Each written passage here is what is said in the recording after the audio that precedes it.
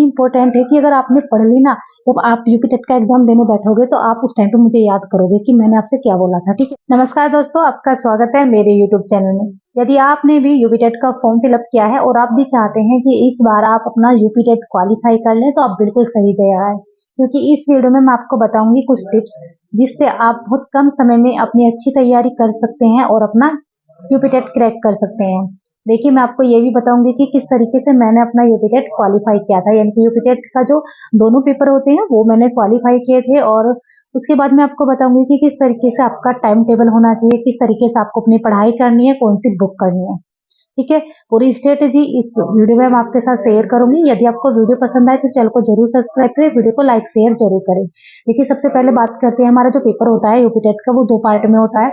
पहला पेपर होता है प्राइमरी के लिए और दूसरा पेपर होता है अपर प्राइमरी के लिए। तो मैंने उस टाइम पे दोनों ही पेपर दिए थे, क्योंकि मैंने 2019 वाला यूपी टेट दिया था, 2019 में हुआ था ना, तो उस टाइम पे क्या है, हम बीएड वाले प्राइमरी में भी एलिजिबल थे, इसलिए तो मैंने वो दोनों पेपर दिए थे। ठीक है, अब बात करते हैं कि अब हमारे पास समय कितना बचा है। समय बचा है पूरे 3 महीने। ठीक है, 3 महीने बचे हैं, आप मान के चलिए 3 महीने में भी अब आपके कम हो गए हैं। ठीक है, तो इन 3 महीने को किस तरीके से आपको मेंटेन करके चलना है। पहली बात, आपको रेगुलर पढ़ना है, बीच में आपको गैप नहीं लेना, क्योंकि बीच में अगर हम गैप ले लेते हैं तो फिर हमारा पढ़ने का मन नहीं होता।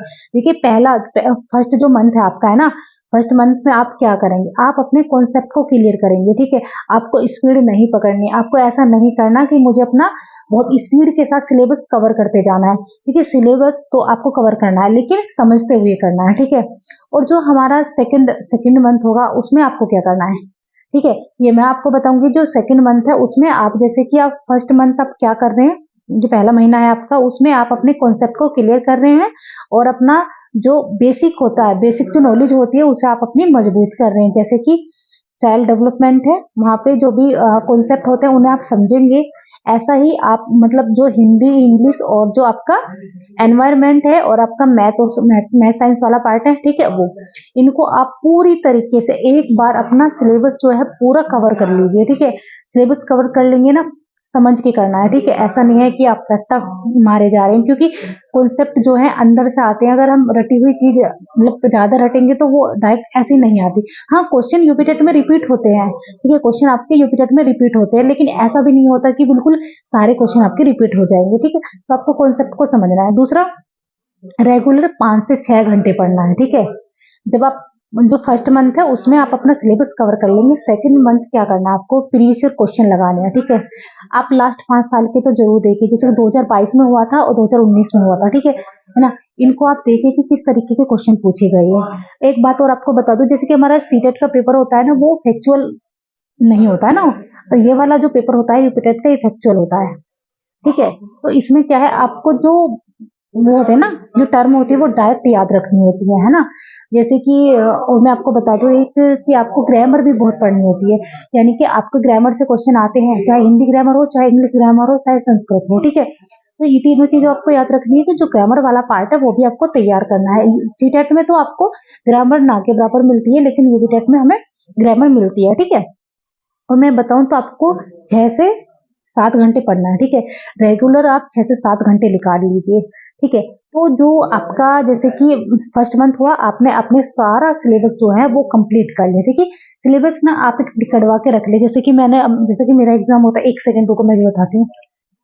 जैसे कि मैंने ना अपना सिलेबस, ये इस सिलेबस की मैंने 3 कॉपी बनवा रखी है। ठीक है, जैसे मेरा एग्जाम है ना, तो 3 कॉपी मेरे पास है। एक कॉपी हमेशा मेरी इस बुक के अंदर होती है, जो भी बुक में पढ़ रही होती हूँ। ठीक है, चाहे वो मेरी मतलब कोई भी बुक हो, है ना, चाहे मैं इंग्लिश कवर कर रही हूँ या फिर मैं अपना जीके वाला पार्ट कवर कर रही हूँ, तो ये सिलेबस हमेशा मेरे पास रहता है। ठीक है, तो आप भी एक ऐसी ही कॉपी सिलेबस की निकलवा लें। ठीक है, यूपी टेट की, और उसे अपने पास रखें। ठीक है, और बहुत ज्यादा बुक आपको नहीं रखनी है। ठीक है, एक तो क्या है, पहले जो बेसिक चीजें हैं वो आप कहाँ से क्लियर करेंगे, तो मैं बताऊं कि मैंने क्या किया था। जैसे कि यूपी बोर्ड की बुक आती है ना, आपके आसपास जो बच्चे हैं जो प्राइमरी स्कूल में पढ़ते हैं, पर प्राइमरी में पढ़ते हैं, है ना, या फिर आपको जो इंटरमीडिएट तक के बच्चे हैं, ठीक है, जो सरकारी स्कूल में पढ़ते हैं, कहने का मतलब ये है, आप उनकी बुक ले लो, प्लस जो एनसीईआरटी बुक है वो ले लो। इन दोनों को आप पढ़ लो अपने सिलेबस के अकॉर्डिंग। जो भी टॉपिक आपके सिलेबस में है उस टॉपिक को आप उस बुक से कवर करो। तो मुझे लगता है कि जो और बुक है उनसे ज्यादा बेहतर आप अपना जो है कॉन्सेप्ट क्लियर कर पाएंगे। ठीक है, उसके बाद जो सेकंड मंथ मैंने आपको बताया तो उसमें क्या करनी है, आपको प्रैक्टिस करनी है, क्योंकि जितनी हम प्रैक्टिस करते हैं उतना ज्यादा कॉन्फिडेंस हमें आता है। क्योंकि ये मैं खुद अपने ऊपर ट्राई कर चुकी हूँ, क्योंकि पहले क्या था ना, मुझे ऐसा लगा रहता था कि मैंने अपना सिलेबस कवर कर लिया। ठीक है, सिलेबस कवर हो गया, कोई दिक्कत नहीं, लेकिन उसके बाद ही मुझे दोबारा ऐसा लगता था, दोबारा स्टार्टिंग से पढ़ती थी, मतलब रिवीजन नहीं होता था।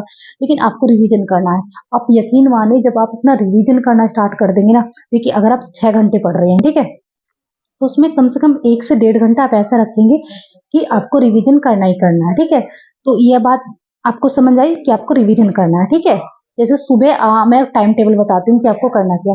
सबसे पहले स्टार्टिंग में आप 2 घंटे क्या करना है, आपको 2 घंटे पढ़नी है अपनी सीडीपी, क्योंकि सबसे ज्यादा क्वेश्चन हमारे सीडीपी प्लस पेडागोजी के आते हैं, तो सीडीपी को समझना है, उसे बहुत अच्छे से पढ़ना है। ठीक है, 2 घंटे आपकी सीडीपी होगी, फिर आप ना मतलब मॉर्निंग में सीडीपी आपने कर ली, और जब आप ना 1 से 3 बजे के बीच में आप अपना जो है, जो लैंग्वेज वाला पार्ट होता है ना, हिंदी लैंग्वेज या इंग्लिश या संस्कृत, जो भी मतलब आपने लेनी है, ठीक है, वो उसको आप कर लेंगे। ठीक है, तो उसके लिए आप 1.5 या 3 घंटे 2 सब्जेक्ट के लिए है ना, फर्स्ट मतलब जैसे हिंदी और इंग्लिश के लिए आप तो 1.5 घंटे निकाल लो, 3 घंटे आप उसको दे दो, या फिर आप 2 घंटे पढ़ लो, क्योंकि वहाँ पे मतलब हिंदी और इंग्लिश का क्या होता है, ज्यादा आपको टाइम देने की आवश्यकता नहीं होती, क्योंकि बहुत सारी चीजें आपकी पहले से क्लियर होती है।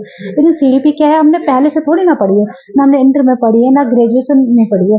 अगर पढ़ी भी है तो हमने जब हम अपना टीचिंग कोर्स कर रहे होते हैं उस टाइम पे पढ़ी होती है। ठीक है, तो वो हमारी मतलब बचपन से नहीं पढ़े आते, हिंदी इंग्लिश ये सब हम बचपन से पढ़ रहे होते हैं। ठीक है, अब बात आती है एनवायरमेंट की।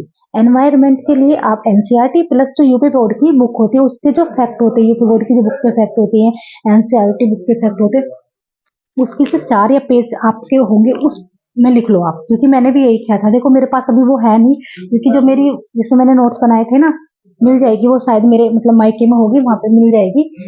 ठीक है, तो आप पूरे नोट्स बना लो। मैंने तो बल्कि आपको तो मैं 8th क्लास तक को बोल रही हूँ ना, 8th क्लास तक की बुक के आप बना लो, यूपीटेट जो सेकंड पेपर देने वाले उनके लिए बोल रही हूँ, जो एसएसटी और मैथ साइंस वाले हैं। ठीक है, जो यहाँ पे जो एसएसटी की बुक चलती है ना एनसीईआरटी में, प्लस जो यूपी बोर्ड की बुक होती है, बहुत हेल्पफुल होती है। आप देखेंगे यूपी बोर्ड का जो सिलेबस है ना, यूपी टेट का जो सिलेबस है, वो आपकी जो यूपी बोर्ड की बुक होती है उससे मैच हो जाएगा। आप एक बार ट्राई करके देखना, ठीक है, तो आपको समझ आएगा। ठीक है, ये आपका हो गया। और फिर जो लास्ट महीना आपका बचेगा, लास्ट मंथ जो आपका बचेगा, जब आप एग्जाम देने मतलब एग्जाम से 1 महीने पहले आपको ज्यादा से ज्यादा क्या करनी है, प्रैक्टिस करनी है और रिवीजन करना है। डेली एक मॉक टेस्ट लगाएंगे, ठीक है, और लास्ट टाइम पे कुछ भी नया मत लेके आना है। ठीक है, जो भी बुक आपको परचेज करनी है अब ले लो। ठीक है, हाँ एक गाइड अपने पास आप रख लो। ठीक है, एक गाइड आप अपने पास रख लो।